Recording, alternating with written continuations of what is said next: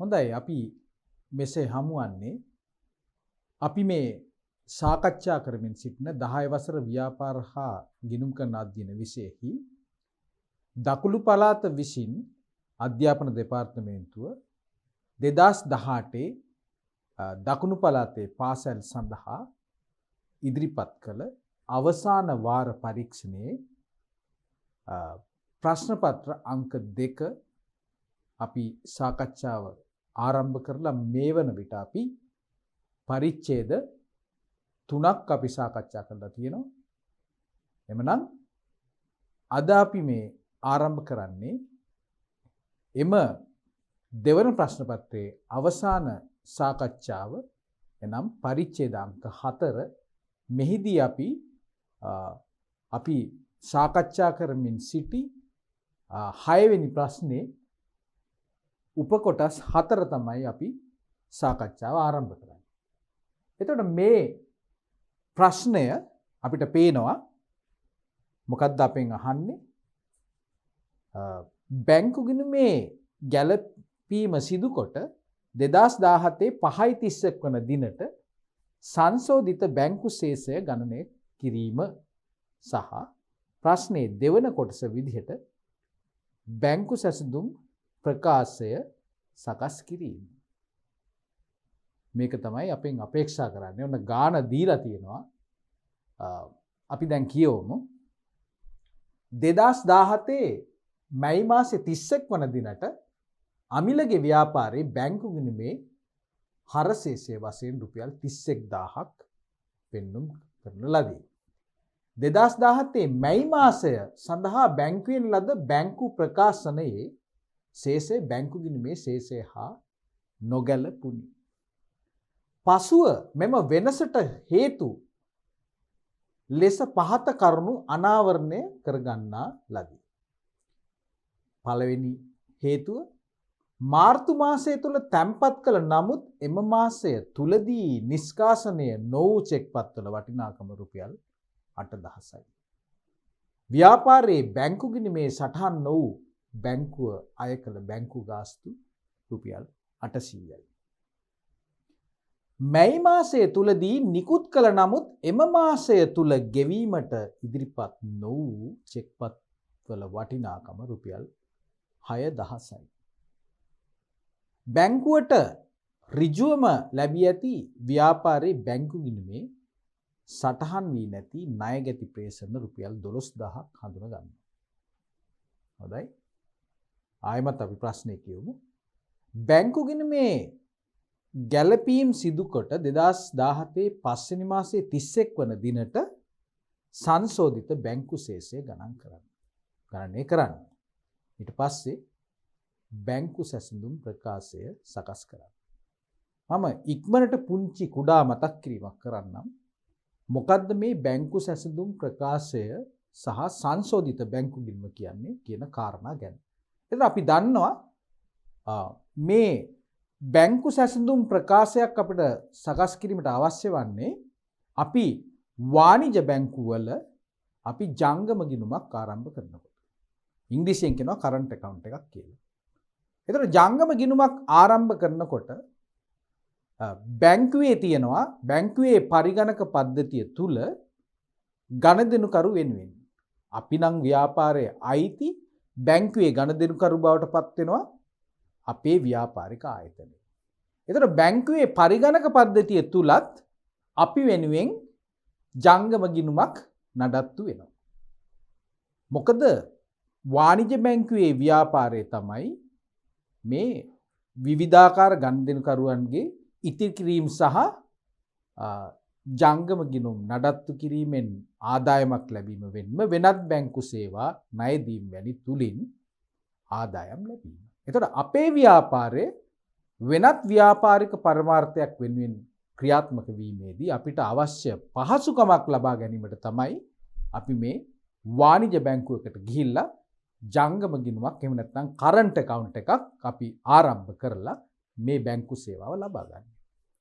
එතකොට අපි ව්‍යාපාරයේ තුල මේ බැංකු ගිණුමක් අපි ආරම්භ කරන විට ව්‍යාපාරයේ අපි ඒ ගිණුම් ආරම්භ කරන ස්ථානයට අපි කියනවා ව්‍යාපාරයේ ලෙජරය කියලා. ලෙජරය තුල අපි බැංකු ගිණුමක් ආරම්භ කරනවා. එතකොට මේක මූලික සටහන් පොතක්.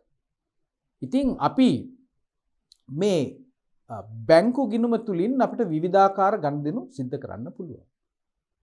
ඒතර ඒ අතර එක් දෙයක් තමයි චෙක්පත් මගින් ගනුදෙනු සිදු කරන්න පුළුවන් අපිට. ඒ වගේම අපිට පුළුවන් අපේ ගනුදෙනුකරුවන්ට පහසුකමක් ලබා දෙන්න අපේ භාණ්ඩ මිලදී ගන්නා අපේ පාරිභෝගිකයන්ට ණයට මිලදී ගන්නවා නම් යම්කිසි අවස්ථාවක ඔවුන්ට ඒ අපේ බැංකු ගිණුමට ඔවුන්ගේ ප්‍රදේශයේ තියෙන ශාඛාවට ගිහිල්ලා ඍජුවම තැන්පත් කරන්න පුළුවන්. ඊටත් අමතරව අපිට පුළුවන් ස්ථාවර නියෝග මාර්ගයෙන් අපිට විවිධාකාර පාර්ශවයන්ට මාස්පතා ඔය කඩකුලී වගේ එහෙම නැත්නම් රක්ෂණ බැංකු ණය වාරික වගේ දේවල් මාසයකට වතාවක් සිදුවෙන ගනුදෙනු අපිට සිද්ධ කරන්න අපිට බැංකුවත් එක්ක කතා කරලා අපිට දෙන්න පුළුවන් ස්ථාවර නියෝගයක් හැම මාසෙම අවසානයේ මෙන්න මේ වගේ මුදලක් ප්‍රේෂණය කරලා අපේ සැපයුම් කරුට යවන්න කියලා. ඉතින් මේ වගේ නොයෙකුත් ප්‍රයෝජන තියෙනවා. ඉතින් බැංකු ගිණුමක විවිධාකාරයේ ගනුදෙනු සිද්ධ වෙන්න පුළුවන්.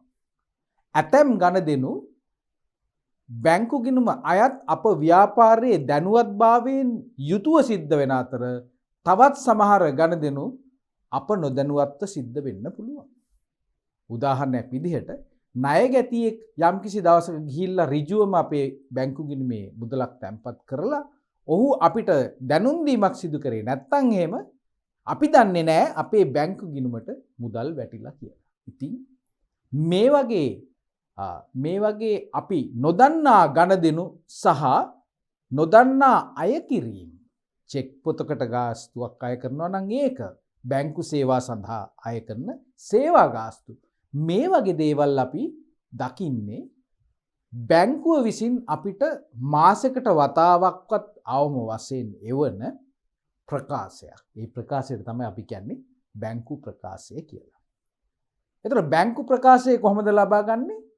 බැංකුවේ තියෙන පරිගණක පද්ධතියෙන් අපේ ගිණුමේ සිදුවෙච්ච ගනුදෙනු මාසයක් වැනි කාලයක් තුල සිදුවෙච්ච ගනුදෙනු ටික සටහන් කරමින් ඒගොල්ලෝ ගන්න print out එකක් තමයි බැංකු ප්‍රකාශය කියලා කියන්නේ. ඊට පස්සේ ඒක අපේ ව්‍යාපාරයට ලැබෙන්න සලස්වනවා. ඉතින් අපි ඊට පස්සේ මොකද කරන්නේ? මේ බැංකු ප්‍රකාශය දිහා බලනවා ඊට පස්සේ අපි අපේ ව්‍යාපාරයේ ඇතුලේ ලෙජර් ගිණුමේ තියෙන සියලුම ගනුදෙනු මේ බැංකු ප්‍රකාශයේ තියෙනවද කියලා අපි සොයා බලනවා. එහෙම තිබ්බොත් තමයි අපේ බැංකු ශේෂයත් බැංකුවේ තියෙන බැංකු ගිණුමේ බැංකුවේ පරිගණක පද්ධතිය ඇතුළත තියෙන අපට අයත් ශේෂයත් සමාන වෙන්න පුළුවන්.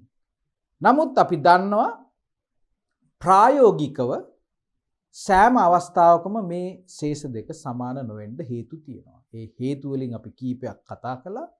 තවත් හේතු කීපයක් තමයි අපි දන්නවා අපේ ගනුදෙනුකරුවන් අපිට චෙක් පතකින් අපිට ගෙවීමක් සිද්ධ කරොත් ව්‍යාපාරයට ඇවිල්ලා අපි මොකද කරන්නේ? ඒ චෙක් පත අපි බැංකුවේ තැන්පත් කරනවා. බැංකුවේ තැන්පත් කරනකොට එම කරන අවස්ථාවේදීම අපි හරියට ඒ මුදල් ටික අපිට ලැබිච්ච විදිහට අපි බැංකු ගිණුම හර කරනවා. නමුත් ඇත්තටම අපිට චෙක් පතක් බාර දෙන මොහොතේදීම අපේ ගිණුමට සල්ලි එනවා නොවේ. ඒ සල්ලි ටික අපිට එන්න නම් තවත් සමහර කාලපමාවක් තියෙන්න පුළුවන්.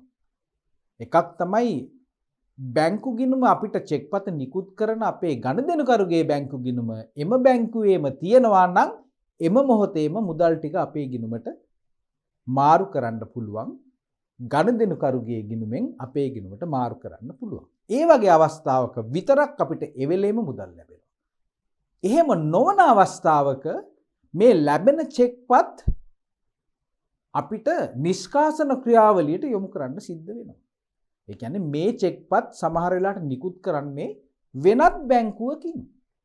අපේ බැංකු ගිණුම තියෙන බැංකුව විසින් නිකුත් කර චෙක්පතක් නොවේයි වෙනත් බැංකුවකින් නිකුත් කරපු චෙක්පතක්. ඉතින් ඒ වගේ අවස්ථාවක ඒ මුදල් ටික අපේ ගිණුමට එන්න දවසක් දෙකක් කාලපමාවක් සිද්ධ වෙනවා. ඉතින් මම කිව්වා චෙක්පත ලැබෙන වෙලාවෙම අපි නිකන් මුදල් ලැබුණා වගේ මුදල් පොතේ සටහන් කරාට එම අවස්ථාවේ බැංකු සේසය බැලුවොත් එහෙම ඇත්තටම ඒ චෙක්පතේ මුදල තාම ඇවිල්ලා නැහැ. ඒක නිසා ඒවට අපි කියනවා නිෂ්කාසනයේ නොවු චෙක්පත් කියලා. තවත් ගනුදෙනු විශේෂයක් තියෙනවා. ජංගම ගිණුමෙන් අප විසින් අපේ ගෙවීම් ලාභීන්ට සේවා ලාභීන්ට අපි නිකුත් කරන චෙක්පත්. ඉතින් චෙක්පත නිකුත් කරන අවස්ථාවේම අපි බැංකු ගිණුම බැර කරාට ඒකෙන් අපිට තේරුම් ගන්න බෑ එවෙලේම අපේ බැංකුවේ තියෙන මුදල් ටික යනවා කියලා. මේ චෙක්පත එකතු කරගෙන චෙක්පත ලබන්න එම මොහොතේම බැංකුවට යන්නේ නැහැ. සමහරවිට යන්නේ තව සතියකින් තව දවස් දෙකකින්. ඉතින් මොකද වෙන්නේ? චෙක්පතක් නිකුත් කළාට අපේ ව්‍යාපාරයේ ලෙජර් ගිණුමේ මේ මුදල් ටික ඉවත් වුණාට බැංකුවේ ගිහිල්ලා බැලුවොත් ඇත්තටම බැංකුවේ වැඩි මුදලක් තියෙනවා. හේතුව තමයි තාම බැංකුව දන්නේ නැහැ අපි චෙක්පතක් නිකුත් කරලා තියනවා කියලා. මොකද මේ චෙක්පත බැංකුවට තාම ඉදිරිපත් කරලා නැහැ. ඉතින් ඒ වගේ චෙක්පත් වලට අපි කියනවා නිකුත් කළ නමුත් මුදල් ගෙවීමට ඉදිරිපත් නොකළ චෙක්පත්. ඉතින් මේ වගේ කාරණා නිසා දුවේ පුතේ මේ ව්‍යාපාරය ඇතුලේ තියෙන බැංකු ගිණුමේ ශේෂයත් බැංකුවේ ඇත්තටම තියෙන ගිණුම් ශේෂයත් වෙනස් වෙනවා. ඉතින් ඒක නිසා ව්‍යාපාරය ඇතුලේ ගිණුම් බාරව සිටින නිලධාරීන්ගේ වගකීමක් තමයි මෙහෙම වෙනසක් තියෙනවා නම් ඒ වෙනසට අවශ්‍ය හේතු ටික අනාවරණය කර ගැනීම. ඒ හේතු ටික අපි නිවැරදිව දන්නවා නම් ප්‍රශ්නයක් නැහැ. හැබැයි මේ හේතු අතර සමහර දේවල් තියෙනවා. ඒ හේතු අපි හොයාගත් වහාම අපි මොකද කරන්නේ? අපේ ලෙජර් ගිණුමේ තියෙන බැංකු ගිණුම අපි අලුත් කරනවා. එම ගනුදෙනු අපි අපේ ලෙජර් ගිණුමට සටහන් කරනවා. උදාහරණයක් විදිහට අපේ ණයගැතියන් ඍජුව ප්‍රේෂණය කළ මුදල් ස්ථාවර නියෝග මත අපේ බැංකු ගිණුමෙන් ඉවත් කරපු මුදල් බැංකුව විසින් ණය කරපු බැංකු ගාස්තු අගරු චෙක්පත් මේ වගේ ස්ථිරවම සිදුවෙච්ච ගනුදෙනුවක් තියෙනවා නම් අපි ඒවා අපේ ලෙජර් ගිණුම ඇතුලේ තියෙන බැංකු ගිණුම සංශෝධනය කරන්න ඕනේ. ඉතින් ඒක නිසා තමයි අපි කියන්නේ කාලච්ඡේදයේ අවසානයේදී අපි බැංකු සැසඳුම් ප්‍රකාශයක් සකස් කරන්න ඕන. ඒ සකස් කිරීමේ පළවෙනි පියවර තමයි බැංකු ගිණුමේ ශේෂය සංශෝධනය කිරීම. ස්ථිර වශයෙන්ම සිද්ධ වෙච්ච ගනුදෙනු බැංකුවේ සටහන් වෙලා තියෙන ගනුදෙනු අපේ බැංකු ගිණුමේ තාම සටහන් වෙලා නැත්නම් අපි ඉස්සෙල්ලාම අපේ බැංකු ගිණුම අපි වෙනස් කරනවා. උදාහරණයක් විදිහට තමයි මම කිව්වේ ඍජු ප්‍රේෂණ කියලා. මොකද ඍජු ප්‍රේෂණ අපේ බැංකු ගිණුමේ සටහන් නොකර තිබීමේ ඵලයක් නැහැ. මොකද ඒ ගනුදෙනුව අපි මුදල් ඇතුළට ලැබීමක් ලෙසත් අනිත් පැත්තෙන් අපේ ණයගැතියගේ ණය ගැතිභාවය අඩු කරන්නත් ඕන. නැත්නම් අපිට ගිණුම් කරන තොරතුරු අපිට හරියට නිවැරදිව දෙන්න බෑ. ඔන්න ඕක තමයි බැංකු සැසඳුම් ප්‍රකාශයක් සකස් කරන්න තියෙන පියවර සහ පසුබිම. එහෙමනම් ඒ ටික අපි මනසේ තියාගෙන අපි බලමු මේ ගැටලුව කොහොමද විසඳන්නේ කියලා. හොඳයි. මෙන්න මම කියපු විදිහට ලෙජරේ ඇතුලේ තියෙන ශේෂය මේක දීලා තිනවා රුපියල් 31000ක් විදිහට 2017 මැයි මාසයේ 31 වන දින. හැබැයි අපිට කියන්නේ බැංකු ප්‍රකාශනයක් ආවට ඒකේ තියෙන ශේෂයත් එක්ක මේ ශේෂය එකඟ වෙන්නේ නැහැ කියලා. මේ ගැටලුවේදී අපිට දීලා නැහැ ඒ ශේෂය කීයක්ද කියලා. අනිත් එක තමයි අපිට බැංකු ප්‍රකාශය මොකක්ද කියලා පෙන්නලත් නැහැ. ඉතින් විවිධාකාරයේ ගැටලු විවිධ විදිහෙන් එන්න පුළුවන්.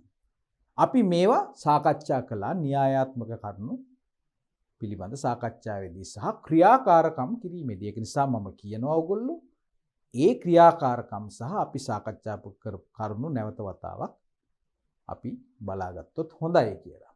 හොඳයි. අපි දැන් මේ දීලා තියෙන විදිහේ ගැටලුවක් ආවොත් ඒක විසඳන්නේ කොහොමද කියලා බලමු. ඒ කියන්නේ අපිට එහෙමනම් බැංකු ප්‍රකාශයේ තිබ්බ ශේෂය අන්තිමට අපිට හොයන්න සිද්ධ වෙනවා. මේ අභ්‍යාසය ඉවර වෙන්නේ එතනින් තමයි. බැංකු ප්‍රකාශයේ ශේෂය හොයා ගැනීම. එහෙනම් පියවරයන් කීපයක් තියෙනවා. පළවෙනි පියවර තමයි බැංකු සැසඳුම් ප්‍රකාශයක් හදනකොට සංශෝධිත බැංකු ගිණුම සකස් කිරීම. බැංකු ගිණුමේ ගැළපීම් කරනවා කියලා කියන්නේ බැංකු ගිණුම සංශෝධනය කරනවා කියන එක. වෙනස් කිරීම කරනවා කියන එක. හැම ගණදෙනුවක්ම වෙනස් කරන්නේ මේකේ දීලා තිබ්බ පළියට මේ හැම එකක් නිසාම අපි බැංකු ගිණුම වෙනස් කරන්න යන්නේ. හොඳට මතක තියාගන්න. නිෂ්කාසනයේ නොවූ චෙක්පත් සහ ඉදිරිපත් නොවූ චෙක්පත් අපි කවදාවත් බැංකු ගිණුමේ සංශෝධනය කරන්නේ නැහැ. හැබැයි බැංකු ගිණුමේ තැන්පත් කළ චෙක්පතක් අගරු වෙලා තිබ්බොත් පමණක් අපි බැංකු ගිණුම සංශෝධනය කරනවා. ඒක හොඳින් මතක තියාගන්න. මොකද්ද මං කිව්වේ? තැන්පත් කළ චෙක්පත් නිෂ්කාසනයේ නොවි తాවකාලිකව වෙනසක් තිබ්බට එම ගණදෙනුව නිසා අපි බැංකු ගිණුම සංශෝධනය කරන්නේ නැහැ. ඒකයි මම කිව්වේ. නමුත් ඒ වගේ තැන්පත් කළ චෙක්පතක් අපිට කියනවා නම් ඒක අගරු වුණා කියලා. අගරු වුණා කියලා කියන්නේ බැංකුව අපිට දන්වනවා මේ චෙක්පත හරි ගියේ නෑ කියලා. මේ චෙක්පත අපි එකතු කරන්න හැදුවා ඔබේ ගිණුමට. නමුත් මෙන්න මේ දෝෂය නිසා ඒක සිද්ධ වුණේ නෑ. එහෙමනම් අපි දන්නවා අපි මේ වැරදි ආකාරයට මේ සල්ලි මේ මුදල් ලැබුණ විදිහට බැංකු ගිණුම හර කරලා තිබ්බට දැන් ඒකේ ප්‍රතිඵලයක් නැහැ.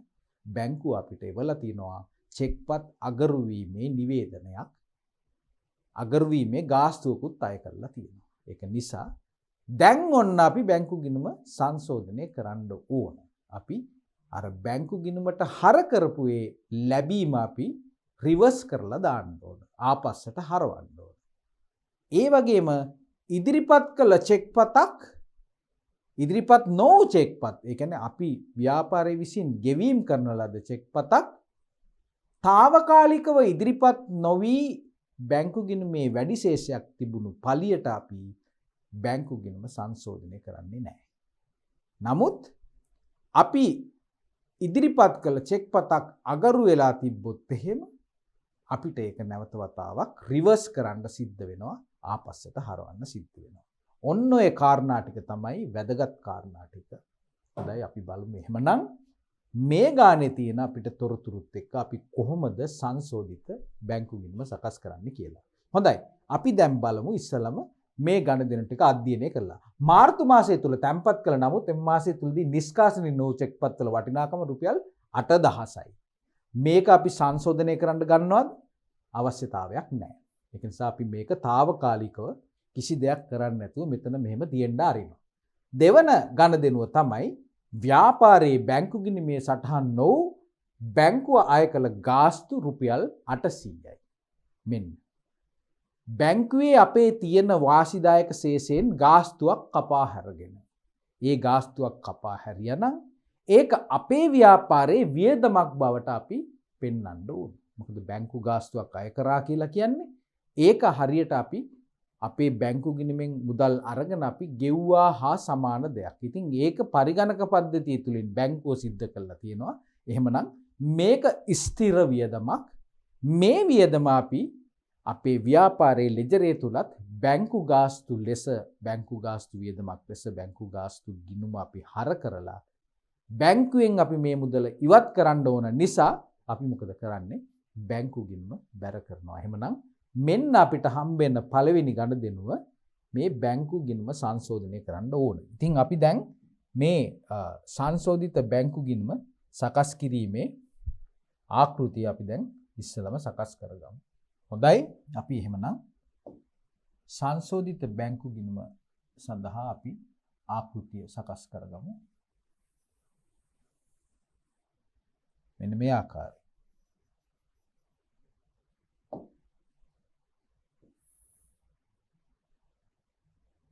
අපි මේක නම් කරනවා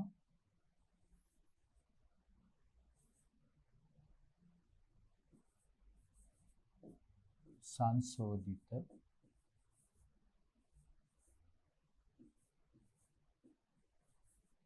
බැංකු ගිණුම. හොඳයි. එමනම් අපි ඉස්සලම බලමු අපිට දීලා තියෙන ශේෂය අපි මෙතනින් තමයි අරගන්නේ. ඉවත් කරගන්නේ. සංශෝධනය කරන්න ඉස්සෙල්ලා අපි බලමු දැනට 5.31 ශේෂය. 5.31 දැනට තියෙන ශේෂය.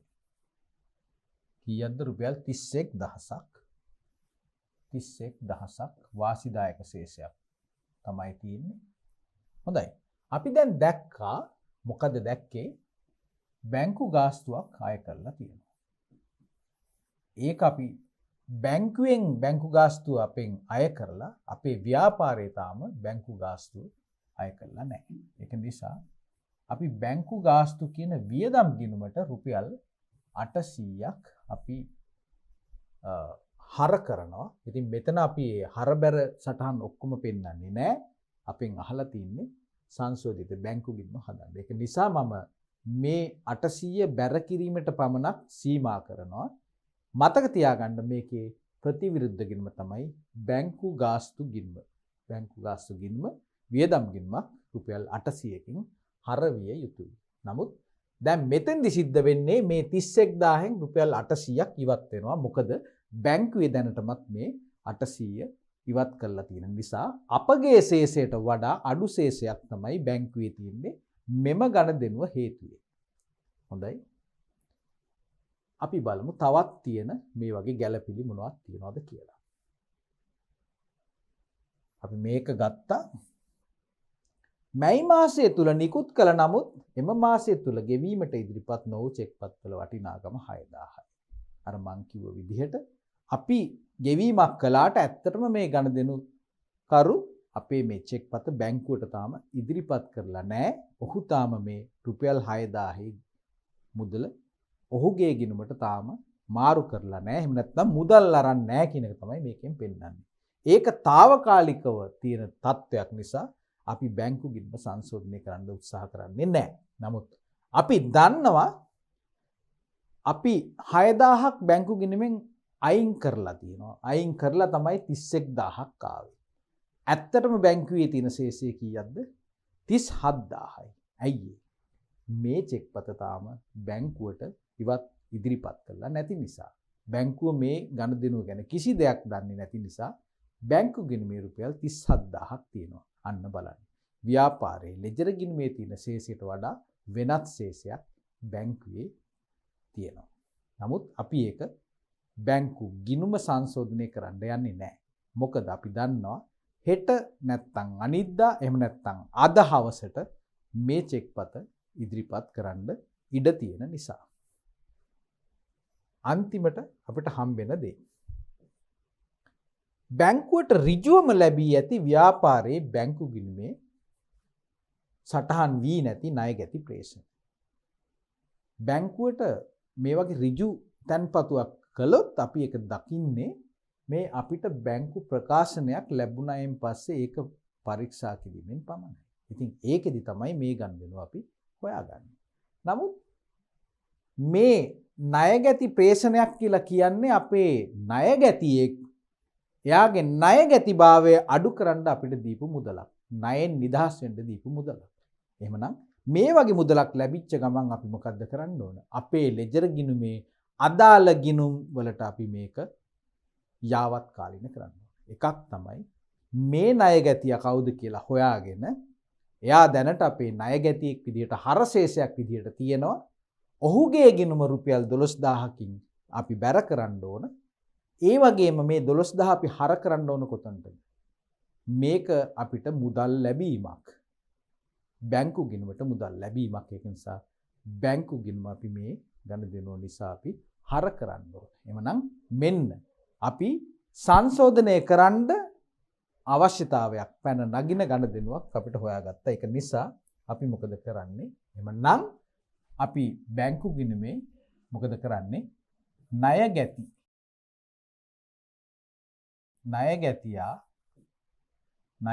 ගිණුමට අපි බැර කරලා මේ 18000 අපි බැංකු ගිණුමට හර කරනවා. කීයක්ද? රුපියල් 12000ක්. 12000ක්. 12000ක්. ඇයි එහෙම කළේ? බැංකු ප්‍රකාශයේ ශේෂය ඇත්තටම 31000ට වඩා තව 12000ක් වැඩි. හරියට ඒක 43000ක් වගේ. 43000 මේ 800ක් අඩු වෙලක් තියෙනවා.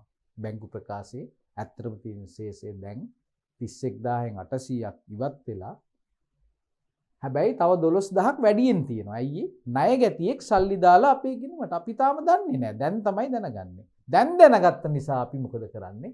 අදාළ ණය ගැතියා අපි බැර කරලා අපි බැංකු ගිණුමට මුදල් ලැබිච්ච එක සටහන් කරන්න ඕන හන්ද මේක හර කරනවා. හොඳයි. තවත් ගණදෙනු තියනවාද? අපේ ගණදෙනු මෙච්චරයි තියෙන්නේ. එහෙමනම් අපිට දැන් පුළුවන් මේ ගිණුම පියවන්න. මේ ගිණුම පියවන්න. පියවනවා කියලා කියන්නේ අපි දැන් දන්නවා සංශෝධිත බැංකු ගිණුමේ ශේෂය කීයක්ද කියලා. ඒක නිසා අපි දැන් ගිණුම පියවමු 43000කට 43000යි මෙතනත් 43000යි. එහෙමනම් ඇත්තටම ශේෂය කීයක්ද? 42200යි. ශේෂය 15ට ගෙන ගියා. මෙන්න නිවැරදි ශේෂය. ශේෂය ඉදිරියට ගෙනාවා. මේකට තමයි අපි කියන්නේ සංශෝධිත ශේෂය කියලා. මේ ගානේ පළවෙනි කොටසට උත්තරේ මෙන්න. සංශෝධිත බැංකු ගිණුම ශේෂය 42200. දැන් ඔන්න මෙන්න මේ කියන ගණදෙනුවත් මේ කියන ගණදෙනුවත් ගැන හිතුවොත් වෙනත් වෙනස්කම් වලට හේතු නැත්තම් අපේ බැංකු ගිණුමත් බැංකුවේ තියෙන ශේෂයත් සමානතාවයට පත් වෙනවා මේ ඇඩ්ජස්ට්මන්ට් දෙක කරයින් පස්සේ. නමුත් තාම අපි දෙගොල්ල සමාන වෙන්නේ නැහැ. ඒකට හේතුව තමයි මේ බලන්න මේ තව ගණදෙනු දෙකක් තියෙනවා. මොනවද ඒ? මෙන්න මේ ගණදෙනු දෙක. මෙන්න මේ ගණදෙනු එකක් අනික තමයි මෙන්න මේ ගණදෙනු. මේ ගණදෙනු දෙක තාම බැංකු ගිණුමේ සටහන් වෙලා නැහැ. හේතුව මේ ගණදෙනු දෙක තාම දන්නේ අපේ ව්‍යාපාරයේ ඇතුලේ ඉන්න නිලධාරීන් පමණයි. මේ තැන්පත් කළ චෙක්පත අපි බැංකුවේ තැන්පත් කරලා තියෙන්න පුළුවන්. අපි ඒක ගිහිල්ලා බැංකුවට බාර දීලා තියෙන්න පුළුවන්. අර තැන්පත් කරන මේ බොක්ස් එක ඇතුළට දාලා තියෙන්න පුළුවන්. නමුත් බොක්ස් එක ඇතුළට දැම්ම ෂැනෙන් මේ මුදල් ටික අපේ ගිණුමට එකතු වෙන්නේ නැහැ. මොකද අර මං කිව්ව නිෂ්කාසන ක්‍රියාවලියට ඒක යන්න ඕන නිසා. ඒක නිසා දැන් අපි මොකද කරන්නේ? මෙන්න මේ ගණදෙනු දෙක අපි එක තැනකවත් සංශෝධනය කරන්න යන්නේ නැහැ. අපිට කොහොමද බැංකුවේ තියෙන ගිණුම වෙනස් කරන්න බෑනේ. අපිට පුළුවන් මේ ව්‍යාපාරය ඇතුලේ තියෙන මෙන්න මේ ගිණුම විතරයි වෙනස් කරන්න පුළුවන්. නමුත් ඔය කියන ගණදෙනු දෙක නිසා සිදුවෙච්ච බලපෑම අපි ආපහු මේ බැංකු ගිණුමට ආයි සංශෝධනය කරන්න යන්නේ නැහැ. ඒ වෙනුවට අපි වෙනත් උපක්‍රමයක් අනුගමනය කරනවා. මොකද්ද?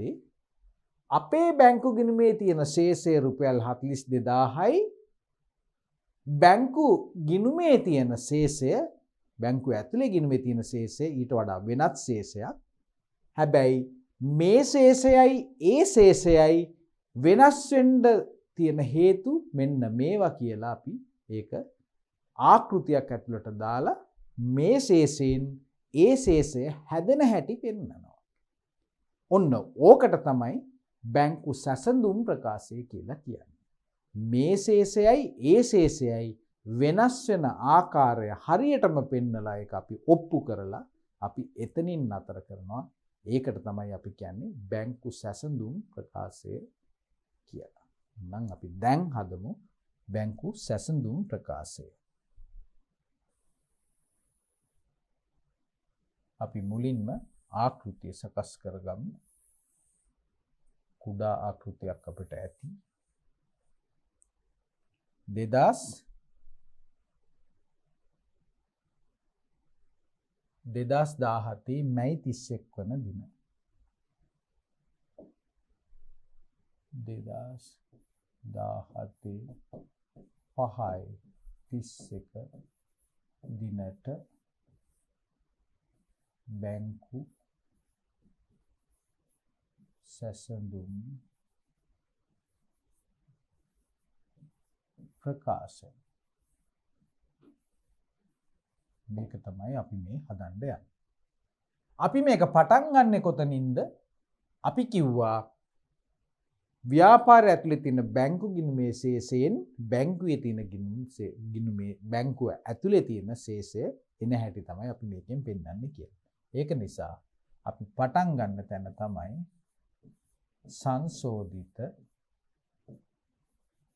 සංශෝධිත බැංකු ශේෂය කීයද? 42200යි. නැවත වතාවක් මම ඔයගොල්ලන්ට දර්ශනය වීමට සලස්වන්නම්. ඇයි අපේ මේ 42200 ශේෂයට වඩා වෙනස් ශේෂයක් බැංකුවේ තියෙනවා කියලා කියන්නේ? ඒ ශේෂය මොකද්ද කියලා කියලා නැහැ. නමුත් නොගැලපුණා කියලා විතරක් කියලා තියෙනවා. එහෙමනම් බැංකුවේ තියෙන ශේෂය 42200 නෙමෙයි. කීයක්ද එහෙමනම් තියෙන්නේ? මේ ගණදෙනුව නිසා මේකෙන් මොකද්ද වෙන්නේ? තැම්පත් කළ නමුත් තැම්පත් කරනවා කියලා කියන්නේ තැම්පත් කරනකොට මොකද්ද ගිණුම් සටහන? ද්විත්ව සටහන මොකද්ද? තැම්පත් කරනවා කියලා කියන්නේ බැංකුවට මුදල් ලැබීමක් නේද? අපේ බැංකු ගිණුමට මුදල් ලැබීමක්. ඒකන්ද අපි බැංකු ගිණුම හර කරනවා. කොතනද බැර කරන්නේ? ණය ගැතිය බැර කරනවා. තමයි කරන්නේ. නමුත් ඇත්තටම මේ සල්ලි ටික තාම ඇවිල්ලා නැහැ. බැංකුවේ තියෙන්නේ මීට වඩා අඩු ශේෂයක්. මොකද තියෙන්නේ? අඩු ශේෂයක්. එහෙමනම් අපි මොකද කරන්නේ? හරි? අපි කරන්නේ මොකද්ද? අපේ ශේෂයට වඩා බැංකු ශේෂය අඩු නිසා අපි අඩු කරනවා. මොකද්ද? අඩු කළා. අපි ඒක ලියනවා මේ විදිහට.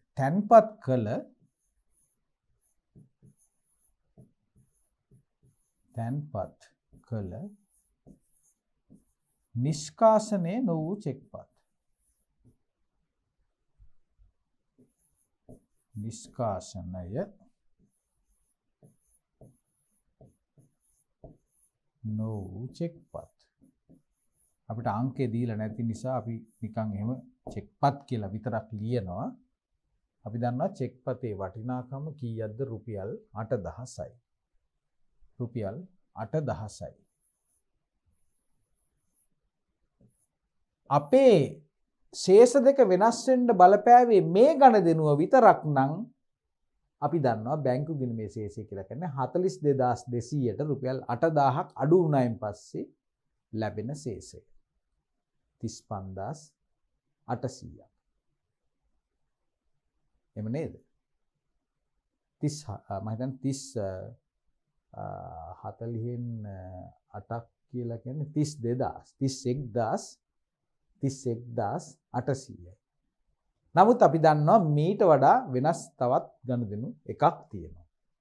ඒක නිසා අපි ඒක ගැනත් හොයලා බලන්න ඕනේ. ඒ ගණදෙනුව මොකක්ද?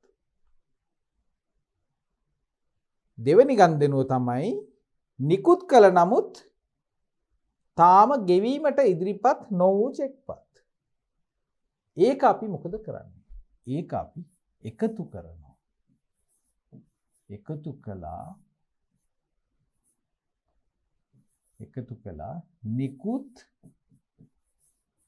නිකුත් කළ ද ගෙවීමට ඉදිරිපත් නො වූ චෙක්පත්. මේ නිකුත් කරනවා කියලා කියන්නේ අපි වියදමක් විදිහට චෙක් එකක් දීලා තියෙනවා. ඒ කියන්නේ මේ 42200 ඇවිල්ලා තියෙන්නේ මේ චෙක්පතේ වටිනාකම කීයද? රුපියල් 6000යි. 6000ක් අපි අඩු කරලා තමයි 42200 තියෙන්නේ. ඇත්තටම 48200ක් සල්ලි තිබ්බා. චෙක් පතක් නිකුත් කළ නිසා නිකුත් කර මොහොතේම අපි බැංකු ශේෂය අපි බැංකු ගිණුමේ තියෙන ශේෂය අපි අඩු කරනවා ව්‍යාපාරයේ ඇතුලේ ලෙජරේ තියෙන ශේෂය. නමුත් ඇත්තටම බැංකුවේ මීට වඩා වැඩි ශේෂයක් තියෙනවා. තව 2000ක් 6000ක් වැඩියෙන් තමයි තියෙන්නේ. හේතුව තමයි මේ චෙක් පත ලැබිච්ච පුද්ගලයා තාම බැංකුවට ගිහිල්ලා මේ සල්ලි ටික ඉවත් කරගෙන නැති නිසා. ඒක නිසා ඇත්තටම බැංකුවේ රුපියල් 6000ක් වැඩියෙන් තියෙන නිසා තමයි අපි මේ අවස්ථාවේදී අපි ඒක එකතු කරන්න හේතුව ඔයගොල්ලෝ තාර්කිකව හිතා ගන්න ඕන කොතන ශේෂයද වැඩි. මේ අවස්ථාවේදී බැංකුවෙන් අපි 6000ක් අඩු කරලා තිනවා ලෙජරේ ඇතුලේ. ඇත්තටම බැංකුවේ වැඩිපුර තියෙන නිසා තමයි අපි 6000ක් එකතු කරන්නේ. එහෙමනම් දැන් අපිට පුළුවන් මේක එකතු කරන්න. 48200යි. අන්න බලන්න. අපි මේ සැසඳුම් ප්‍රකාශයේ තුලින් අපි පෙන්නනවා බැංකුවේ තියෙන ශේෂය. මේ ගණදෙනුවේ වෙනසක් තිබ්බේ නැත්නම් එහෙම අපි දෙගොල්ලොන්ගේ ශේෂය 48200 දී සංශෝධනයේ සමාන වෙනවා. සැසඳෙනවා. නමුත් තවත් එක ගණදෙනුවක් තියෙනවා මේක. ඒක අපි අඩු කරන්න ඕන. ඒක නිසා තමයි අපි මේකෙන් මේක අඩු කරන්නේ. 12න් 2කින් බිඳුවක් 2යි. පස්සේ 8න් 8ක් බිඳුවයි 40200යි. එහෙමනම් මේ මොකක්ද? මොකක්ද මේ 40200 කියලා කියන්නේ? 5.31 දින බැංකු ප්‍රකාශය අනුව බැංකු ප්‍රකාශය අනුව ශේෂය 2017 මැයි මාසය සඳහා බැංකුවෙන් ලද බැංකු ප්‍රකාශයේ ශේෂය අපිට පෙන්නලා නැහැ. ඒක නොගැලපුණා කියලා තියෙනවා. ඇත්තනි කතන්දරේ. ඒ නොගැලපීම අපි දැන් දන්නවා මෙන්න මෙතන. ඇත්තටම තිබ්බ ශේෂය 31000යි. නමුත් ඒ 31000න් ගණදෙනු දෙකක් අපි ස්ථිරවම හඳුනගෙන 42200 විදිහට අපි ශේෂය සංසන්දනය කරගන්නවා. නමුත් අපි දන්නවා තව දුරටත් අපේ ශේෂයන් ගැලපෙන්නේ නැහැ කියලා. ඒකට බලපාන තවත් ගණදෙනු දෙකක් තියෙනවා. හැබැයි ඒ ගණදෙනු දෙක අපි පෙන්වන්නේ මේ බැංකු සැසඳුම් ප්‍රකාශයේ. එහෙම නැතුව අපි බැංකු ගිණුම සංශෝධනය කරන්න හදන්නේ. බැංකු සැසඳුම් ප්‍රකාශයක් මාර්ගයෙන් අපි පෙන්නනවා අපි දෙගොල්ලගේ ශේෂය වෙනස් වෙන්නේ කොහොමද කියලා. අපේ ශේෂය 42200යි. හරි? ඊළඟට බැංකුවේ ශේෂය 40200යි. ඇත්තටම අර බැංක් ස්ටේට්මන්ට් එක ආවනම් මේ විදිහට. බැංක් ස්ටේට්මන්ට් එක ආවනම් මේ විදිහට ඒකේ විවිධාකාර හරක් බැර ගණදෙනු තියෙනවා. අවසාන ශේෂයේ විදිහට පෙන්නයි කීයක්ද? 40200ක්. මේ මොකද්ද? Bank statement. Bank statement. එතකොට මේ 40200ක් තියෙන බැංකුවේ තියෙන ශේෂයයි ව්‍යාපාරයේ ශේෂයයි වෙනස් වෙලා තියෙන ආකාරය පෙන්වන ආකෘතිය තමයි බැංකු සැසඳුම් ප්‍රකාශය කියලා කියන්නේ. එhmenan අපි මේ හතරවෙනි කොටසට අපි දැන් පිළිතුරු දීලා අවසන්. අපි දැන් බලමු ඊළඟ ප්‍රශ්නය. ප්‍රශ්න අංක 7. මොකද්ද ප්‍රශ්න අංක 7? පළවෙනි කොටස. ජංගම දුරකථන භාවිත කිරීම තුලින් ව්‍යාපාරිකයන්ට ලැබෙන ප්‍රයෝජන පහසුකම් දෙකක් දක්වන්න. ජංගම දුරකථන භාවිත කිරීම තුලින් කාටද? ව්‍යාපාරිකයන්ට. ව්‍යාපාරිකයන්ට ප්‍රයෝජනවත් වෙන උපකරණයක් මෙවලමක් විදිහට ජංගම ගිණුම කොහොමද භාවිත කරන්නේ? එයින් අපිට ලැබෙන ඵල ප්‍රයෝජන කීයක්ද අහන්නේ අපි? දෙකක් විතරයි අහන්නේ. අපි ඒක හඳුනා කීපයක් අපි හඳුනා ගන්න උත්සාහ කරමු. පළවෙනි එක තමයි මේ දුරකථනය කියන ඒකේ තියෙන මූලික ප්‍රයෝජනය. මොකක්ද ඒ? sannivedanaය. sannivedanaය. වඩාත්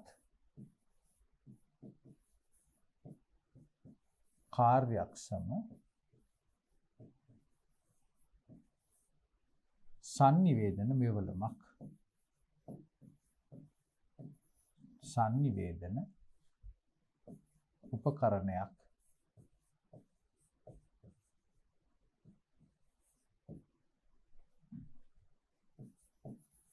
ලෙස භාවිතා කිරීම.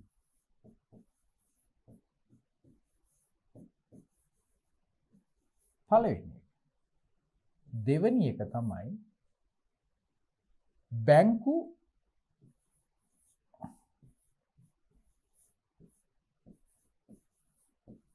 බැංකු ගනුදෙනු සඳහා භාවිතා කිරීම.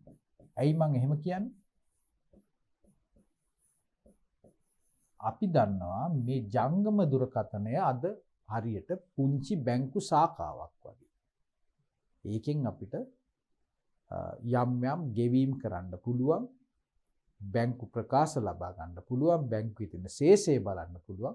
මේ වගේ විවිධාකාරයේ ගනුදෙනු අපිට සිද්ධ කරන්න අද නවීන තාක්ෂණය අපිට උදව් කරනවා. හොඳයි.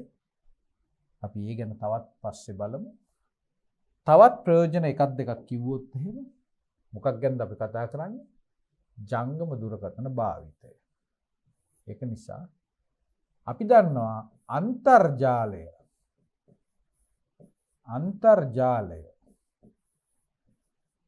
හරහා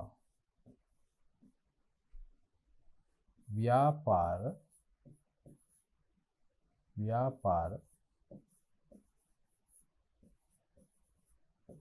ගනුදෙනු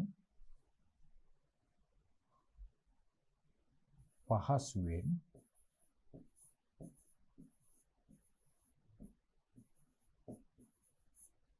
සිදු කළ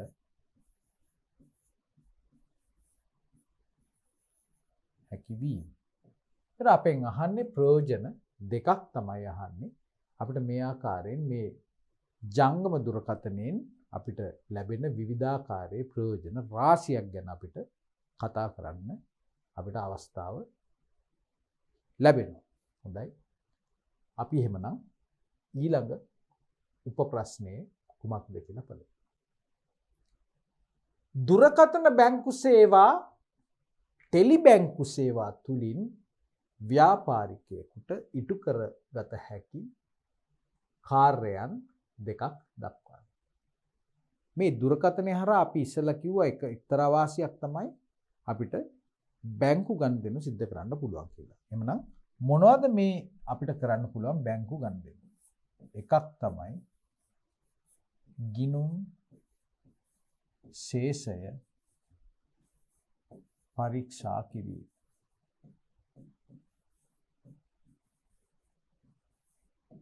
අංක 2 බැංකු ගිණුම්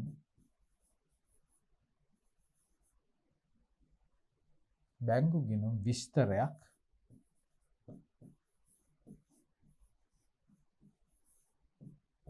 ලබා ගැනීම. ඒ කියන්නේ අපිට පුළුවන් මාසයක් එහෙම නැත්නම් සතියක් තුල සිදුවෙච්ච සියලුම ගනුදෙනු ටික පෙන්වන්න කියලා අපිට මේ මොබයිල් ෆෝන් එක හරහා ඒ විස්තර අපිට ලබා ගන්න පුළුවන්. තවත් එකක් තමයි ගිණුමකින්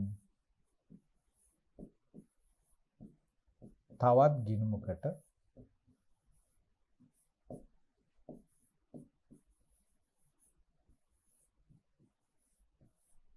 මුදල් මාරු කිරීම. අපි හිතමු අපේ ඉතිරි කිරීමේ ගිණුමේ සල්ලි තියෙනවා, ජංගම ගිණුමේ සල්ලි නැහැ.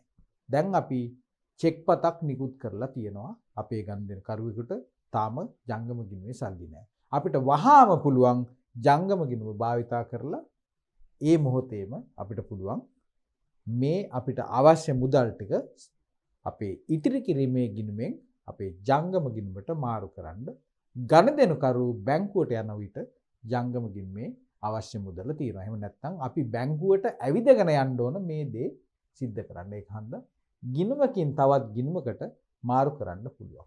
තවත් දෙයක් තමයි අපිට පුළුවන් ගෙවීම් සිදු කිරීම. ගෙවීම් සිදු කිරීමට උපකාරී වීම. අපි දන්නවා සිදු කිරීමට හැකිවීම. අපි දන්නවා අපි කියන්නේ යුටිලිටි පේමන්ට්ස් කියලා කියන්නේ මොනවද? දුරකථන විදුලි රක්ෂණ මේ ආදී වශයෙන් අපිට විවිධ වියදම් එහෙම නැත්නම් අපිට ඇඩ්වාන්ස් එකක් දෙන්න පුළුවන් අපේ සැපයුම් කරුවෙකුට මේ වගේ විවිධාකාරයේ ගෙවීම් සිද්ධ කරන්නත් පුළුවන්. තවත් ඕනනම් අපිට පුළුවන් චෙක්පත් වගේ දේවල් ඇනවුම් කරන්න. අපිට බැංකුවට කතා කරලා කියන්නේ නැතුව අපිට සිස්ටම් එකෙන්ම දාන්න පුළුවන් චෙක්පත් ඇනවුම් කිරීම. ඉතින් මේ විදිහට අපිට මේ ජංගම දුරකථනයේ භාවිතයෙන් අපිට විවිධාකාරයේ ව්‍යාපාරික ප්‍රයෝජන අපිට ලබා ගන්න හැකියාවක් ලැබෙනවා. තුන්වෙනි ප්‍රශ්නය. හත්වෙනි ප්‍රශ්නේ තුන්වෙනි කොටස. මොකද්ද මේක? 2018 ජනවාරි මාසේ පළවෙනි දින වෙළඳ ව්‍යාපාරයක් ආරම්භ කළ ඉසුරුගේ ව්‍යාපාරයේ 2018 6:30 වන දිනට 6:30 වන දිනට ලෙජර් ගිණුම් තුලනය කර ලබාගත් ශේෂ පහත දැක්වේ. මුදල් ශේෂය 80000යි, විකුණුම්, බැංකු ණය, ගැනුම්, ණය හිමියෝ, විදුලි ගාස්තු, ලී බඩු, ලද වට්ටම්, දුම් වට්ටම්, යන්ත්‍ර උපකරණ, වැටුප් ගෙවීම්, ලිපි ද්‍රව්‍ය, ආයෝජන, ඊට පස්සේ 12% ආයෝජන එකයි එක දිනට, ඊට පස්සේ ආයෝජන ආදායම් තියෙනවා 6000යි, ප්‍රාග්ධනය 5000යි. මොකද්ද අපින් කියන්නේ? ඉහත ශේෂයන් ශේෂ පිරික්සුමක ඇතුළත් කර දක්වන්න. එහෙනම් මේ මොනවද? මේ තියෙන්නේ ලෙජර් ගිණුම් ශේෂ. ලෙජර් ගිණුම් ශේෂ කිසිම පිළිවෙලක් නැතුව නිකන් අර කොලයක ලියලා තියනවා හා සමානයි මෙතන මේ තියෙන පෙන්ලා තියෙන විදිය. එතකොට අපි දන්නවා ශේෂ පිරික්සුමක් කියන්නේ මොකක්ද?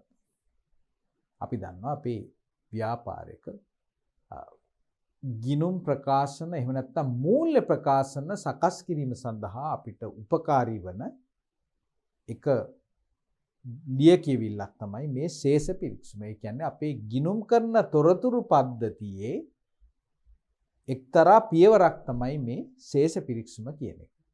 ඒ කියන්නේ ලෙජර් ගිණුම් වල ශේෂයන් අපි තුලනය කරායින් පස්සේ අපි ඒ ශේෂ ටික අපි ශේෂ පිරික්සුමකට අරන් එනවා.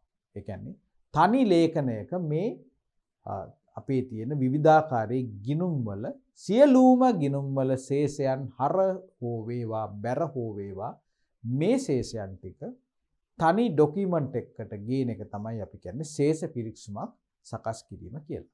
ශේෂ පිරික්සුමේ හර පැත්තක් තියෙනවා බැර පැත්තක් තියෙනවා.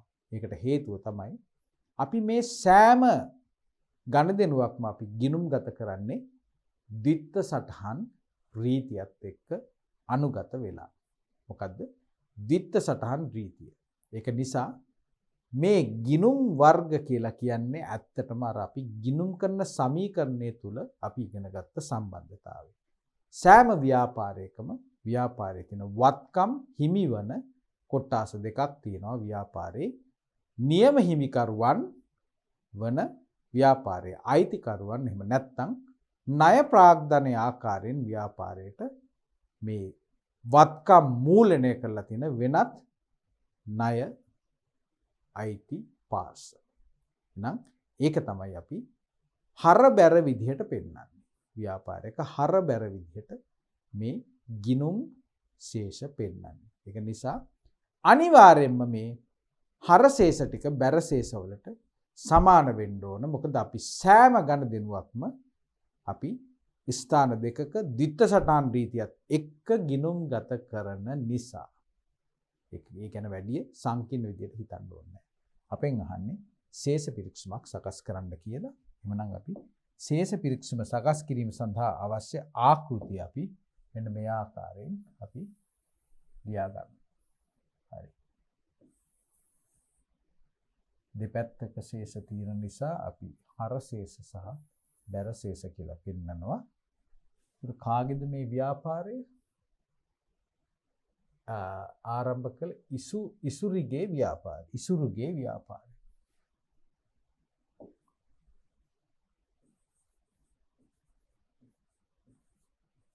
ඉසුරුගේ ව්‍යාපාරය.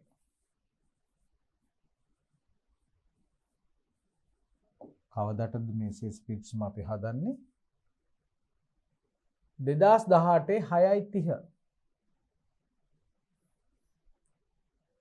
2018 6:30 දිනට අපි හදන්නේ මොකද්ද? ශේෂ පිරික්සුම. හොඳයි. අපිට දැන් තියෙන්නේ මේකේ මේ ගිණුම් ටික අපි හඳුනා ගන්න ඕන. අපි දන්නවා මෙතන තියෙන්නේ එක්ක වත්කම් එහෙම නැත්නම් වගකීම්, වියදම් සහ ආදායම් කියන වර්ග හතරක ගිණුම් පමණයි. මොනවද? වත්කම්, හිමිකම්, ආදායම් සහ වියදම්. මේ හතර තමයි ගිණුම් කරන සමීකරණෙත් අපිට හම්බ වෙන්නේ. වත්කම්, හිමිකම්, වගකීම්, ආදායම්, වියදම් ටික ඒකේ ප්‍රතිඵලයක් අපි අවසාන වශයෙන් අපි කිව්වා හිමිකම් වලට ගලපනවා කියලා. නමුත් මෙතනදී අපි එහෙම දෙයක් කරන්නේ නැහැ. අපිට මෙතනදී පෙන්වන්න තියෙන්නේ මේ ගිණුම් ශේෂය හරශේෂයක් නම් ශේෂ පිරික්සුමේ හර පැත්තේ පෙන්නනවා. බැර ශේෂයක් නම් ශේෂ පිරික්සුමේ බැර පැත්තේ පෙන්නනවා. ඉතින් දුවලා පුතාලාට තියෙන්නේ මේ ගිණුමේ නම දිහා බලලා ඒ නම දිහා බලලා අපි හුරුවක් ලබා ගන්න ඕන. මේක වත්කම් වර්ගයේ ගිණුමක්ද, වියදම් ගිණුමක්ද, ආදායම් ගිණුමක්ද, හිමිකම් ගිණුමක්ද කියලා. ඔන්න ඔය හුරුව අපේ ඇඟට දාගන්න පුළුවන් නම් අපිට පුළුවන් ඉතා පහසුවෙන් ශේෂ පිරික්සුමක් හදන්න. අපි උදාහරණයක් විදිහට ගත්තොත් එහෙම අපි පටන් ගමු මුදල් ගිණුමෙන්. මුදල් ගිණුම කියලා කියන්නේ මොකද්ද? ඔය කිව්ව හතරෙන් මොකක්ද? මුදල් ගිණුම කියලා කියන්නේ ඇත්තටම වත්කම් ගිණුමක්. ඒක නිසා වත්කම් ගිණුමක ශේෂය කොහෙද තියෙන්නේ? වත්කම් ගිණුමක් අපි දන්නවා හර ශේෂයක් තියෙන ගිණුමක් කියලා. ඒක නිසා අපි 80000 හර ශේෂයක් විදිහට අපි හඳුනා ගමු. හර පැත්තෙන් දාමු. දෙවන ගණදෙන. බැංකු ණය 1,80,000යි. කොතනින්ද අපි ඒක පෙන්වන්නේ? ණය නම් වගකීමක් 1,80,000යි. ඒක නිසා ශේෂ පිරික්සුමේ බැර පැත්තෙන් තමයි අපි බැංකු ණය පෙන්වන්නේ. ගැනුම් කියලා කියන්නේ අපි දන්නවා වියදම් ගිණුමක්. ඒක නිසා අපි ගැනුම් ගිණුම රුපියල් 3,00,000කින් අපි හර කරනවා. හර ශේෂයක් තියෙන ගිණුමක් නිසා 3,00,000යි. ඊළඟට බලමු ඊළඟ ගිණුම. විදුලි ගාස්තු රුපියල් 12,000යි. අපි දන්නවා වියදමක් ගාස්තුවක් කියලා කියන්නේ වියදමක් නිසා. ඒක නිසා විදුලි ගාස්තු හර පැත්තෙන් තමයි අපි පෙන්වන්නේ රුපියල් 12,000ක් විදිහට. ලද වට්ටම් කියන්නේ අපි දන්නවා ලද කියන්නේ අපිට ලැබිච්ච ආදායමක් වගේ දෙයක්. ඒක නිසා අපි ලද වට්ටම් අපි මොකද කරන්නේ? ඒක ආදායමක් නිසා අපි බැර පැත්තෙන් දාන්නේ ලද වට්ටම් රුපියල් 16,000යි. 16,000යි. ඊළඟ ගණදෙන. යන්ත්‍ර උපකරණ අපි දන්නවා දිගුකාලීන වත්කමක්. ඒක නිසා අපි හර පැත්තෙන් තමයි යන්ත්‍ර පෙන්වන්නේ. යන්ත්‍රෝපකරණ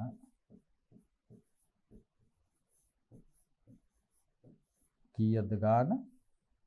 රුපියල් 8 ලක්ෂයයි. 8 ලක්ෂයයි. ආකෘතිය අපිට තවත් දික් කරගන්න අවශ්‍ය වෙනවා. ඒක නිසා අපි තව දුරටත් අපි අවශ්‍ය ඉඩ සකස් කරනවා. හොඳයි. ඊළඟ ගනුදෙනු. ලිපි ද්‍රව්‍ය අපි දන්නවා වියදමක්. ලිපි ද්‍රව්‍ය වියදමක් විදිහට අපි හඳුනගමු. ලිපි ද්‍රව්‍ය 10000යි.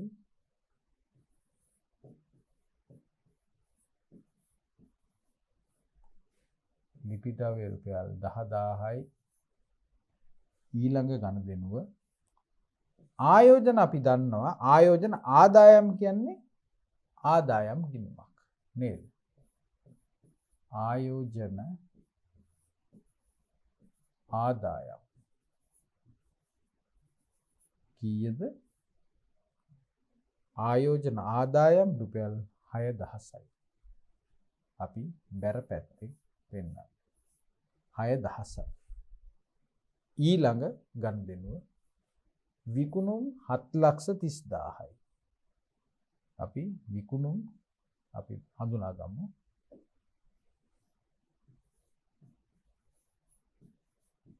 විකුණුම් අපි දන්නවා බැර ශේෂයක් 7,30,000යි. තව ගනුදෙනු කීපයක් අපිට ඉතුරු වෙලා තියෙනවා. ණය ගැතියෝ සහ ණය හිමියෝ. අපි ඒක එක තැනකින් පෙන්වන්න උත්සාහ කරමු. කොහොමද පෙන්වන්නේ? ණය ගැති ණය හිමි. ණය හිමියෝ. මම එක තැන ලිව්වට මම හරබැර විදිහට මේ දෙක වෙන් කරලා ලියනවා. ණය ගැතියෝ 70000යි, ණය හිමියෝ 48000යි. 70000යි 48000යි. ණය ගැතියෝ එන්නේ අපිට හර පැත්තෙන් සහ ණය හිමියෝ අපිට ලැබෙන්නේ බැර පැත්තෙන් නිසා මම ඒක බැර පැත්තෙන් සටහන් කරා. ඊට පස්සේ ලී බඩු සහ දුන්වත් ලී බඩු රුපියල් 40000යි වත්කමක් ලී බඩු 40000යි.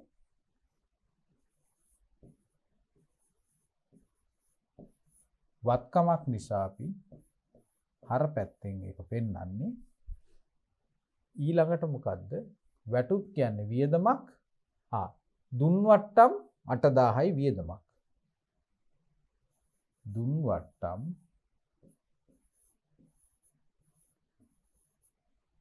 දුන්වට්ටම් කීයද? රුපියල් 8000යි වැටුප් 60000යි.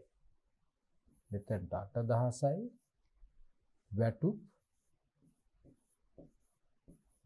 නැවත වතාවක් වියදමක් වැටුප් වියදම 60000යි.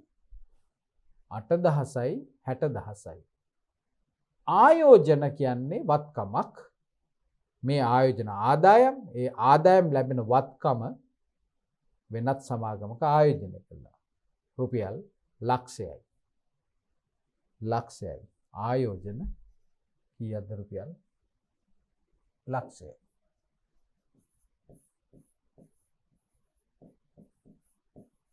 ඒක නිසා අපි ඒක හර පැත්තෙන් පෙන්නන්නේ. අවසාන වශයෙන් අපිට ලැබෙනවා ප්‍රාග්ධනය ලක්ෂ 5යි. ප්‍රාග්ධනය අපි දන්නවා ද්විපෘති බැර ශේෂයක් කියලා. ප්‍රාග්ධනය ලක්ෂ 5යි. එhmenan අපි දැන් සියලුම ගණදෙනු සටහන් කරලා අවසන්. ඒක නිසා අපිට දැන් අවසානයේ තියෙන්නේ මේ ශේෂ පිරික්සුම හර සහ බැර පැත්ත එකතු කිරීමේදී අපිට මේක තුලණය වෙනවද කියන පරීක්ෂණය අපිට කරන්න පුළුවන්. අපි බලමු. අපිට ඉස්සලම උඩින් පටන් ගමු. පළවෙනි ගනුදෙනුව 80000 නිසා 3,00,000යි 3,80,000යි 12000 කියන්නේ 3,92,000යි. 3,92,000යි අපි ටූල් එකක් භාවිතා කරමු කැල්කියුලේටරේ. අපි කිව්වේ 3,92,000ක් තමයි මුලින්ම අපි ගත්තේ. අපි එකින් එක එකතු කරගෙන යමු. 3,92,000යි එකට එකතු කරා 8,10,000යි 8,80,000යි 9,20,000යි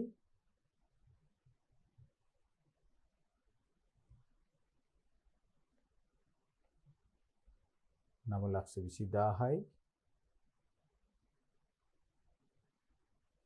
අන්තිමට 1,68,000යි. මේ තුනේ එකතුව 1,68,000යි. ඔය ටික තමයි අපිට වෙන්නේ 1,480ක් අපිට ලැබෙනවා. 1,480ක් අපේ මේ පැත්තේ එකතුව අපිට ලැබෙනවා. අපි ඒක සටහන් කරගමු. අපි හරියට හැදුවා නම් අනිත් පැත්තෙත් එම ශේෂයම අපිට ලැබෙන්න ඕන. ඒ නිසා අපි දැන් අනිත් පැත්ත පරීක්ෂා කරලා බලමු. 1,96,000යි 1,96,000යි 6,000යි කියන්නේ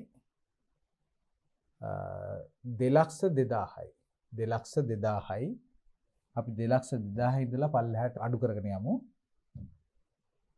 2,02,000යි ඒකට එකතු කරා 7,30,000ක්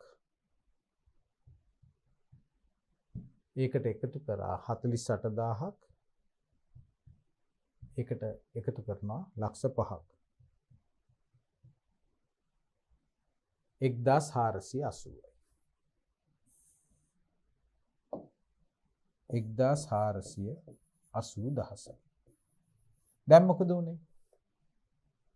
හර බැර දෙපැත්තට දාලා අපි අවසානයේ ටික එකතු කරලා බලනකොට අපිට ඒ දෙපැත්ත ගැලපෙනවා. ඒක නිසා මේ ශේෂ පිරික්සුම නිවැරදි කියලා අපිට නිගමනයකට එන්න පුළුවන්. හොඳයි. අපි දැන් 7 වෙනි ප්‍රශ්නේ අවසාන කොටසත් අපි සාකච්ඡා කරලා මෙසේ අවසන් කළා. ඒත් සමගම මේ 2018 දකුණු පළාතේ පාසල් සඳහා ව්‍යාපාර හා ගිණුම්කරන අධ්‍යයන විෂය විදිහට ඉදිරිපත් කළේ ප්‍රශ්න පත්‍රයේ ප්‍රශ්න සියල්ල අපි සාකච්ඡා කළා. එහෙමනම් ඔබලාට තියෙන්නේ මේන් අර අපිට තෝරා ගන්න තියෙන කොටස් වලින් ප්‍රශ්න දෙක තෝරගෙන අනිවාර්ය ප්‍රශ්නත් එක්ක පිළිතුරු ලියලා ලකුණු 60න් උපරිම ලකුණු ප්‍රමාණයක් ලබා ගැනීම. එහෙමනම් අපි මේ ආකාරයෙන් මෙම ප්‍රශ්න පත්‍රයේ සාකච්ඡාව අවසන් කරනවා. අපි නැවත වතාවක් මුණ ගැහෙනවා අලුත් ප්‍රශ්න පත්‍රයක් සාකච්ඡා කිරීම සඳහා.